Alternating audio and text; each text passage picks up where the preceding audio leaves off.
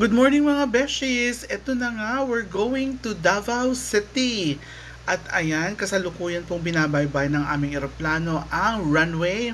At ayan na nga po, medyo kumukuha na po ng momentum yung eroplano. In a while, in a minute, or in a few seconds, magiging airborne na po ang eroplano. At ayan na nga po, pabilis na po ng pabilis. And paangat na po siya. And finally, we are airborne. Ayan na po. So, nasa himpapawid na po tayo. And in a little while, makikita po natin yung nasa baba. Yan po ang Metro Manila. Ayan, napakagandang tanawin po ng mga yan. So, every time po na nagfa-flight ako, talagang pinipili ko po ang window side for me to be able to see the sceneries down. Ayan, so yan po ang buong Metro Manila. And in a little while, makikita na rin po natin yung part ng dagat. Ayan. So, ayan na po yung dagat. Napakatahimik din at napakaganda. Medyo maulap nga lang po. Sana hindi po maalog yung biyahe natin going to Davao because of turbulence na caused ng clouds.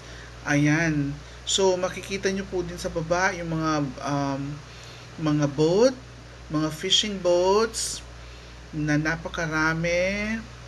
Ayan, umiikot na po ang eroplano. Kinukuha na po niya yung right altitude niya, which is 36,000 feet. Sa doon po na altitude is the right altitude where the planes are going to maintain yung height na yun para makalipad sila. So ayan po, napakarami pa rin pong fishing vessels and boats na nakatambay sa baba. Ayan, what a view from up here.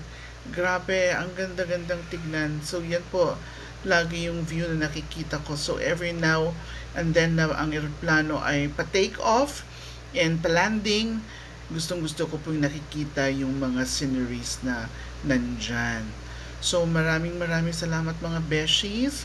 Ayan, nakikita nyo, papaakyat pa rin po tayo sa tamang altitude.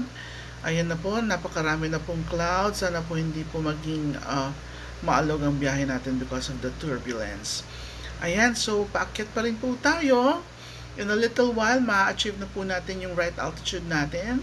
And doon na po magpapatuloy yung ating biyahe going to Davao. Ayan, maraming salamat po mga beshes sa mga panonood.